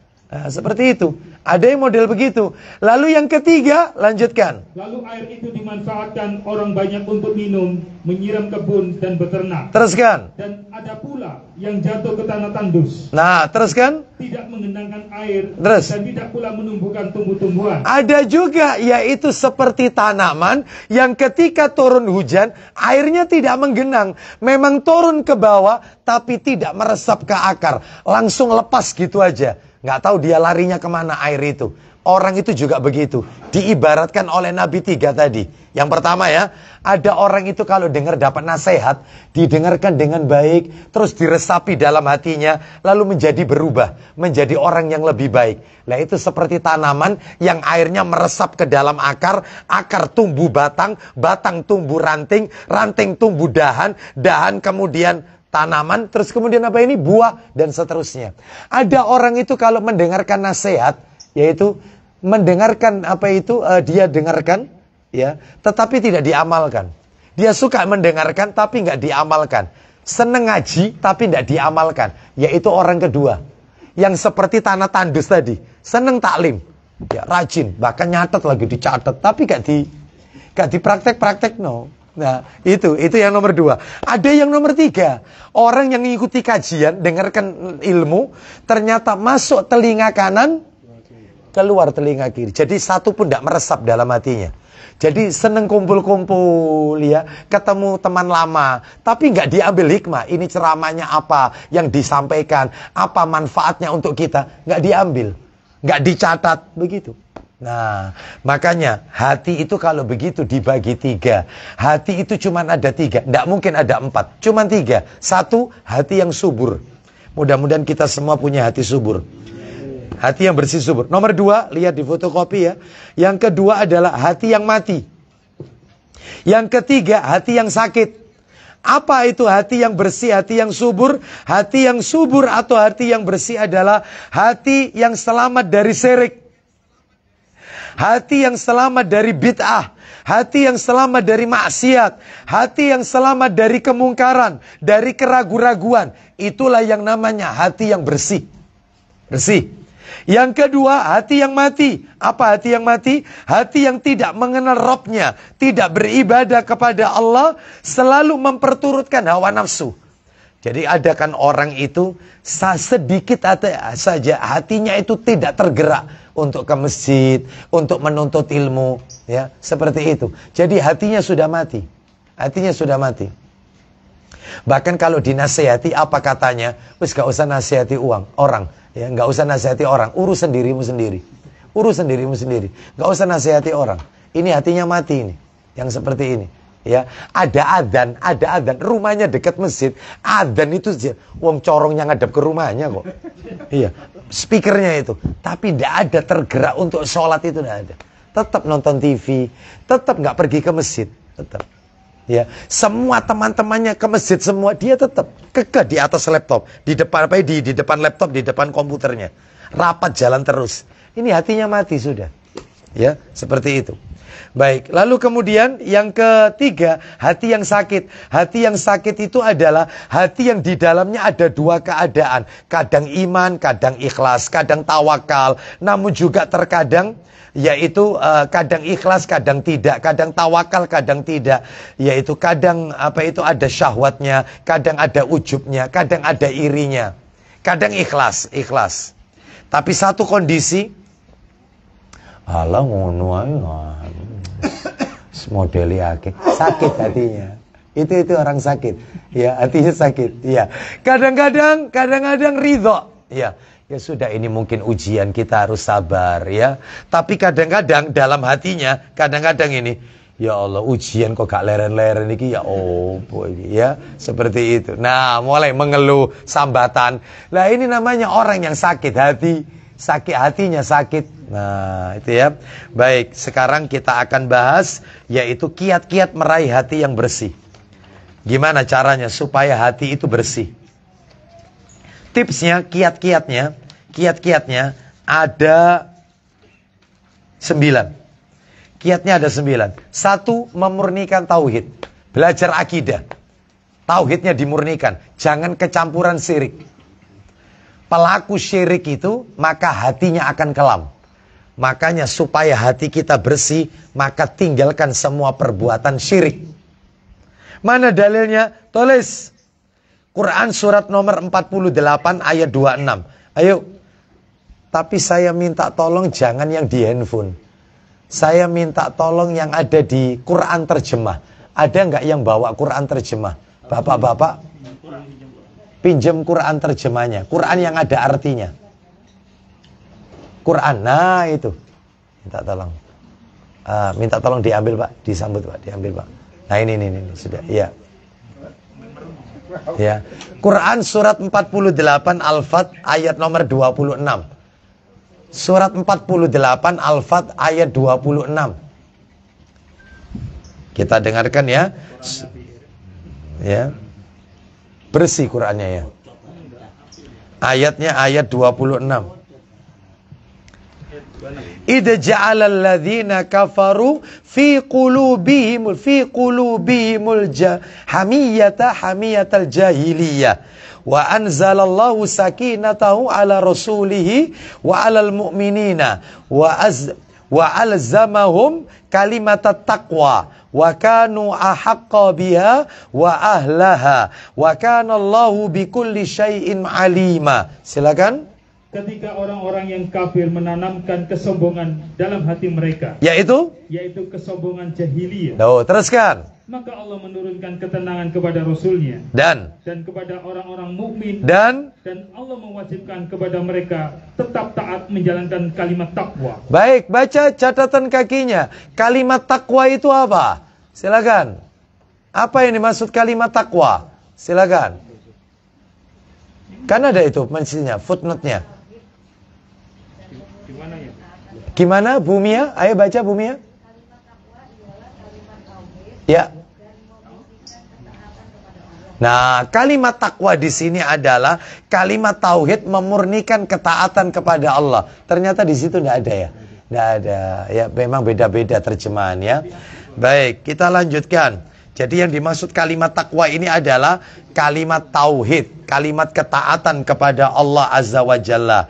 Jadi memurnikan tauhid. Kiat-kiat agar hati kita subur. Nomor dua, memegang erat sunnah Rasul dan tidak menyelisihinya. Memegang erat sunnah Rasul dan tidak menyelisih Rasul. Jadi istiqomah mengikuti sunnah Rasul. Mana dalilnya? Suratnya sama. Surat nomor 48. Ayatnya 18. Baca catatan kakinya. Ayat 18. Oh, tidak ada ya? Nah, nggak apa-apa, pakai itu aja, punyanya yang dipegang Bu Mia itu. Surat 48 ayat 18. Laqad radhiyallahu 'anil mu'minina idh yubayyi'unaka. Ada.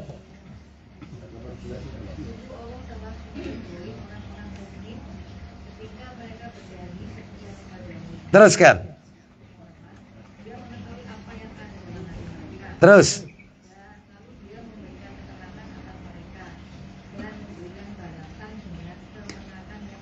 Baik, baca catatan kakinya.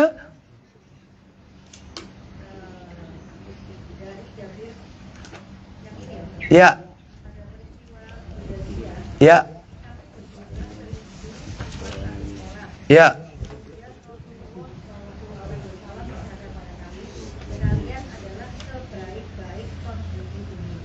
Ya. Kalian adalah penghuni bumi. Bukan sebelumnya. Jadi di situ disebutkan bahwasanya Allah Subhanahu wa taala menurunkan ketenangan kepada mereka para sahabat Nabi sallallahu alaihi wasallam. Kenapa? Karena mereka telah berbaiat mengikuti petunjuk Rasul sallallahu alaihi wasallam. Lanjut yang nomor 3, berbekal ilmu syar'i. Ayo baca Pak Didik, Sahih Muslim. Nomornya 2322. Sahih Muslim 2322. Sahih Muslim 2322.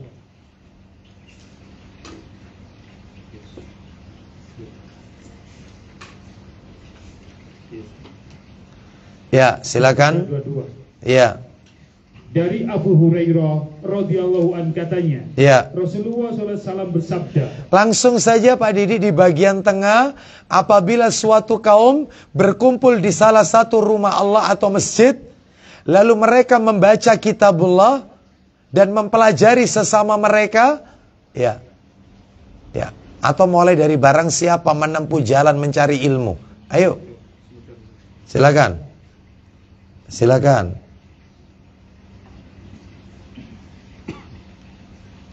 Ketemu nggak? Iya. Ayo. Dan Allah senantiasa menolong hamba-Nya. Itu setelah itu, selama hamba itu. Barang siapa berusaha mencari ilmu, maka Allah akan memudahkan baginya jalan menuju surga. Apa-apa deh, baca dari awal deh. Dari Abu Hurairah radhiyallahu an, katanya Rasulullah SAW bersabda. Iya. Siapa yang menolong menghilangkan kesusahan orang mukmin, Terus. Allah Ta'ala menghilangkan pula kesusahannya di hari kiamat kelak. Belum poinnya. Siapa yang membantu memudahkan orang yang dalam kesulitan, Terus. Allah memudahkannya pula di dunia dan akhirat. Belum poinnya. Dan Allah senantiasa menolong hambanya Selama hamba itu mau menolong saudaranya. poinnya. Siapa berusaha mencari ilmu, Itu mulai dari situ. Lanjut. Allah memudahkan baginya jalan ke surga. Poinnya sekarang. Bila suatu kaum berkumpul di salah satu rumah Allah atau masjid, Untuk. lalu mereka membaca kitab Allah Dan. mempelajarinya sesama mereka, Maka apa yang akan Allah berikan kalau orang itu nuntut ilmu? Silakan. turunkan kepada mereka ketenangan No. dan diselubungi mereka dengan rahmat. Hatinya dibuat tenang. Makanya orang nuntut ilmu itu hatinya akan tenang. Orang yang hatinya selalu was-was, itu orang yang karena nggak punya ilmu. Orang kalau nuntut ilmu nggak akan ragu-ragu, nggak akan ragu-ragu, ya seperti itu. Contoh saja, contoh. Ada wanita, roknya kan panjang, jalan di sebuah jalan, ternyata di jalan itu ada genangan air. Itu kalau dia tidak nuntut ilmu akan was-was. Begitu roknya kena air, maka akan was-was. Ini ya apa ya? rok ini bisa tak pakai sholat apa enggak ya? Ini air suci apa air najis? Ini jangan-jangan air bekas selokan atau air hujan atau air apa ini? Nggak tenang hatinya. Sehingga apa? Sehingga dia harus ke toilet, lalu kemudian dia harus mengguyurkan air, dicuci, diucek. Padahal simple, apa kata Nabi? Kalau kau berjalan dan pakaianmu terkena air, atau mungkin terkena sesuatu yang becek, maka berjalanlah di tempat yang kering. Setelah itu pakailah sholat. Nggak perlu diucek, nggak perlu dikasih air. Maka wanita itu berjalan, cari aja jalan yang kering, silakan. Yaitu jalan, maka jalanan yang kering itu sebagai penyucinya. Orang kalau nuntut ilmu nggak akan was-was. Seperti itu. Ada orang itu masuk kamar mandi. Mohon maaf ini. Saya pernah menjumpai orang seperti ini. Mau masuk kamar mandi. Ya, mau masuk kamar mandi. Begitu masuk kamar mandi. Itu begitu masuk. Terus kemudian dia keluar. Bajunya ini. Basah semua. Saya tanya. Kenapa kok bajunya basah? Anda habis mandi. Mungkin nggak pakai anduk. Ya, basah ini bajunya ini. Kenapa? Karena saya tadi masuk kamar mandi kan kita tidak tahu Ustadz ya. Ini kan ya memang ini dindingnya kan keramik ini Ustadz. Lah orang mungkin habis pegang najis atau apa. Lah tangannya nempel di tembok. Tadi badan saya ketempelan. Makanya tak lapis semua. Ya Allah. Itu. Terus saya lihat kamar mandi itu dari atas itu disemproti sama dia. Dari atas itu. Air. Was-was. Ada orang yang gini. Iya. Ada orang. Lihat orang itu ketika sholat. Serasa seperti kentut. Serasa seperti kentut. Iki batal apa gak ya? Batal apa gak? Kok seperti sesuatu keluar. Orang kalau rajin taklim, nuntut ilmu, maka tidak perlu dia was-was. Orang kalau taklim, apa katanya Nabi? Kalau kau melihat ada dua hal, kalau tidak suara atau bunyi, maka kalau kau tidak mendengar dua-duanya, maka teruskan sholatmu. Karena itu dari syaitan. Yang pertama suara, yang kedua bukan bunyi, suara atau bau. Suara atau bau. Jadi kalau kita Allahu Akbar, kok kayaknya keluar sesuatu. Ternyata di bau nggak bau. Ternyata yaitu bunyi juga nggak bunyi. Berarti itu dari syaitan. Ya, dari syaitan. Teruskan aja sholat. Teruskan aja. Tapi ada juga nggak ada suara tapi bau. Wah itu biasanya. Itu biasanya itu. Ya, nggak ada suara tapi bau. Ya. Ada suara doyer, ya tapi nggak bau, ya sama batal juga, batal. Pokoknya salah satu itu, ya itu suara. Lihat orang kalau nuntut ilmu, enak kan? Enak, itu ya. Kenapa? Orangnya nggak jauh ya, orangnya nggak jauh ya. Loh belum apa-apa nambah dosa, tambah ya. Tambah hitam ini tadi. Ya, tambah hitam airnya.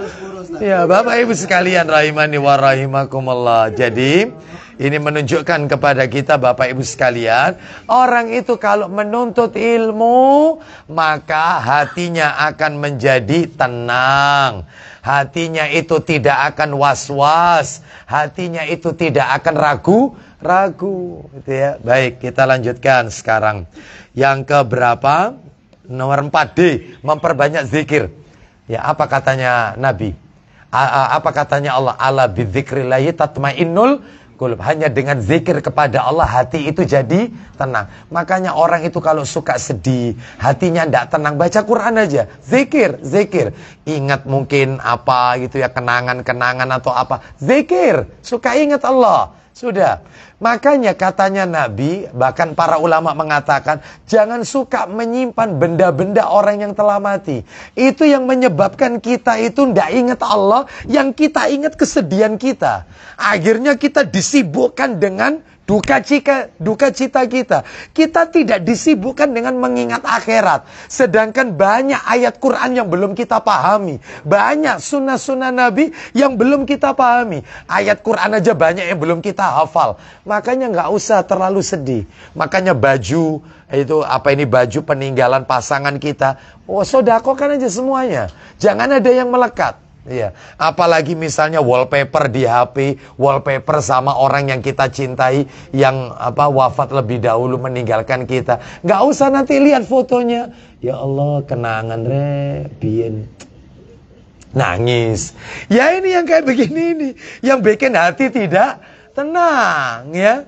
Hati menjadikan tidak tenang, seperti itu ya. Nanti lihat apa itu bajunya saklebatan, buka almari, ya Allah eling aku biyen kon biyen gawe kelambi iki. Sudah, semuanya berikan ke orang aja ya. Itu foto ya sama, foto masukkan album aja, masukkan album ya, nggak usah dipajang ya, nggak usah dijadikan wallpaper ya, itu albumnya dibawa kemana-mana Ustadz, kan nemenan itu ya itu nggak usah ya. Baik, kita lanjutkan ya. Cinta boleh cinta, berdoa saja, mudah-mudahan di dunia nggak ketemu, mudah-mudahan nanti di hari kiamat dipertemukan oleh Allah Azza wa Jalla ya. Baik, nomor berapa ini memperbanyak zikir? Dalil Quran surat 13 ayat 28. Ayo dibuka Quran surat nomor 13 ayat 28. Surat 13 ayatnya 28. Ya, ala bidzikrillahi tatmainnul qulub. Silakan ayo. 12:38. Ya, 12 surat 13 ayat 28. Yaitu orang-orang yang beriman dan hati mereka menjadi tentram dengan mengingat Allah. Ingatlah, Hanya dengan mengingat Allah lah hati menjadi tentram. tuh, itu ya. Terus nomor yang kelima, memperbanyak baca Quran. Orang kalau memperbanyak baca Quran, hatinya jadi tenang. Ya, jadi kalau hati gelisah, galau ya, gundah gulana loh ya. Itu, maka banyak baca Quran. Ya, itu. Ibu-ibu sering galau? Loh, itu ya. Loh, tanggal tua, galau, ya. Ngapain galau itu galau yang berkelas. Gimana galau berkelas itu? Mikirkan galau. Ya Allah, aku ini termasuk penduduk surga apa neraka ya? Oh, ya Allah, amalanku selama ini kau terima atau tidak ya? Ya Allah, sisa umurku ini kurang berapa? Itu galau yang berkelas. Lah wong galau masalah tanggal tua. Suami nikah lagi galau. Nggak berkelas. Mulai. Kita lanjutkan. Ayo dalil. Sahih Muslim. Sahih Muslim nomor 765. Muslim 765.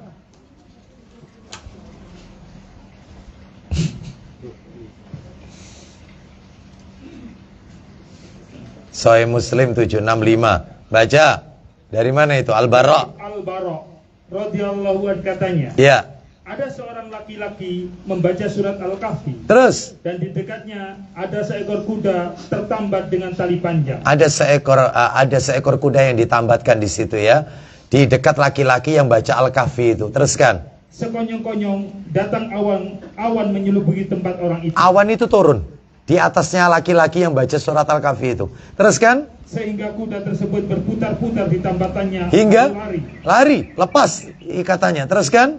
Ketika hari telah pagi, ya. Orang itu mendatangi Nabi SAW. Rupanya dia baca Quran itu, baca Al-Kahfi itu malam itu. Teruskan paginya. Lalu diceritakannya kepada beliau peristiwa yang dialaminya itu. Lalu apa kata Nabi? Ini perhatikan ini. Sabda Nabi SAW. Iya. Itulah sakinah. Nah, tilkas sakinah tanazzalat lil Quran. Silakan. Para malaikat turun membaca ketenangan dan rahmat. Bukan membaca, membawa ketenangan dan rahmat. Nah, ngantuk ini, bagi pembaca Al-Quran. Nah, bagi pembaca Al-Quran. Terus, ya, apa kata Nabi? Terus ya, sudah. Baik, jadi itulah ketenangan yang Allah turunkan bagi para pembaca Al-Quran. Makanya baca Quran bikin tenang. Kalau suka galau, ayo Qurannya ditambah bacaannya. Ustadz baca Quran tambah galau, Ustadz. Ya berarti memang hatinya ya. Itu. Baik, nomor 6. Jangan banyak tertawa. Orang banyak tertawa itu bisa mematikan hati. Guyonan tok itu bisa mematikan hati. Ya, isinya hidup itu ngeprank terus. Ya, cuk candaan guyonan. Nah, itu nggak boleh. Boleh sesekali bercanda, boleh. Nabi juga pandai bercanda. Nabi itu orang yang paling bercanda. Sampai ada buku judulnya Candanya Nabi. Candanya Nabi. Kalau tadi materi di Masjid An-Nur itu tentang jangan marah. Itu ya. Saya sampaikan ada buku judulnya yaitu Marahnya Nabi. Penerbitnya Pustaka Ibnu Katsir. Jadi Nabi itu kalau marah-marah dalam hal agama, bukan marah-marah yang tanpa sebab. Ya, seperti itu. Istri ndak masak ngeroweng. Salah. Salah. Itu bukan marah yang syar'i, itu marah yang jelek. Hah? GoFood. Nah, itu nggak usah marah. Kamu masak apa hari ini? Gak masak. Wingi gak masak, saiki gak masak. Iya. Terus ya apa karepmu? Nggak usah marah. Marah nggak syar'i. Ya, makanya pentingnya istri dua itu begitu. Pentingnya. Ya itu, satu ndak masak, yang satunya ndak masak sekalian. Ya musibah. Musibah. Kita lanjutkan ujian provokator. Nomor 6. Dalilnya mana? Tolong dibuka Ibnu Majah. Buka Ibnu Majah nomor 4193, nomor asli. 4193 nomor asli. 4193 di nomor asli.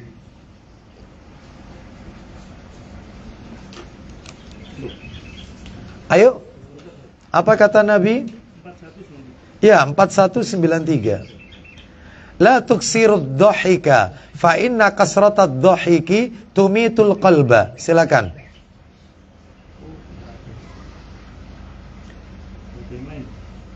4193. Enggak ada. Baik, jadi saya langsung artikan aja. Janganlah kalian banyak tertawa, karena banyak tertawa itu dapat mematikan hati. Nah, itu ya. Baik, yang G, memperbanyak doa kepada Allah. Doanya tadi ya, saya sampaikan banyak kok doanya. Ya muqallibal qulub, sabit qalbi ala dinik. Allahumma musarrifal qulub, sarrif anni ala ta'atik. Banyak kok, banyak. Yang H, yang ke apa ini? Yang ke-8 itu ya. Yang ke-8 itu yang H, mengusap kepala anak yatim. Bapak Ibu kalau ketemu anak yatim ya, itu maka usap kepalanya, itu bisa menenangkan hati kita. Ya, mengusap kepala anak yatim. Lah, anak itu disebut yatim syaratnya 2. Yang mati bapaknya, yang kedua belum balik, belum akil balik. Jadi kalau yang meninggal ibunya, anak itu tidak disebut yatim. Islam tidak mengenal istilah piatu, nggak ada kata-kata piatu itu. Yatim ya yatim, nggak pakai piatu. Ya seperti itu. Dan Bapak Ibu, anak itu disebut yatim syaratnya 2. Yang meninggal ayahnya, yang kedua belum balik. Tapi kalau sudah balik ya bukan yatim lagi. Bukan ya. Lah anak itu kalau masih kecil yatim, maka pegang kepalanya. Kalau ketemu pegang kepalanya. Ya, kenapa? Itu yang bisa menenangkan hati kita. Itu Allah akan buat hati kita itu menjadi luluh, lunak. Jadi orang kalau suka emosian itu sering mengusap kepala anak yatim, kata Nabi. Mana dalilnya? Buka Sahih Targhib wa Tarhib, nomornya 2544. Ayo 2544. Sahih Targhib wa Tarhib 2544. 2544. Bahkan di fotokopi itu banyak kok doa-doanya. Saya sampaikan itu ya.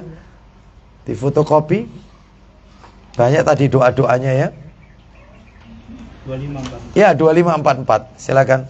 Dari Abu Darda radhiyallahu an, ia menuturkan. Ya, silakan. Seorang laki-laki datang kepada Nabi SAW. Ya. Mengeluhkan kekerasan hati atau jiwanya. No, laki-laki ini hatinya keras, suka emosi, temperamen, arogan. Lanjut teruskan. Beliau bersabda. Ya. Apakah kamu ingin agar hatimu menjadi lunak? Kau kepingin nggak hatimu kepingin lunak? Terus? Dan kamu bisa mendapatkan kebutuhanmu. Lanjutkan. Sayangilah anak yatim dan belailah kepalanya. Belailah kepalanya, yaitu usaplah kepalanya. Niscaya. Dan berilah ia makan dari makananmu. Terus? Niscaya hatimu menjadi lunak dan kamu mendapatkan kebutuhanmu. Nah, dan hajatmu akan dipenuhi oleh Allah kalau cinta kepada anak yatim. Jangan khawatir miskin. Ya. Dan yang namanya mengkafil itu memelihara anak yatim. Tidak harus anak yatim itu tinggal dengan kita. Bisa jadi mereka berada di lembaga-lembaga, ya, maka kita penuhi kebutuhannya, sekolahnya, bukunya, semuanya, makannya. Maka Allah akan menjadikan hati kita lunak dan rezeki kita diganti oleh Allah. Lanjut terakhir, banyak mengingat mati. Itu sudah saya tulis, Pak Didik, di fotokopi itu dibaca. Saya Riwayat Ahmad itu ya, riwayat Ahmad. Ayo dibaca dalam fotokopi itu. Dari sahabat Anas bin Malik radhiyallahu an, dia berkata. Ya, silakan. Rasulullah SAW bersabda. Kuntu nahaitukum an ziyaratil kubur fazuruha. Silakan. Aku dulu pernah melarang kalian berziarah kubur. Dulu tak larang, tapi sekarang? Maka sekarang berziarahlah kalian. Nah, boleh sekarang. Tujuannya apa? Karena ziarah kubur itu dapat melembutkan hati. Loh, melembutkan hati. Tujuannya itu. Nomor 2? Meneteskan air mata. Nomor 3? Dan mengingatkan kehidupan akhirat. Yang keempat? Dan janganlah kalian berkata-kata batil. Baik, jadi Bapak Ibu, tujuan daripada ziarah kubur itu disebutkan oleh Nabi tadi. Jadi bukan ngalap berkah kepada orang soleh yang telah mati.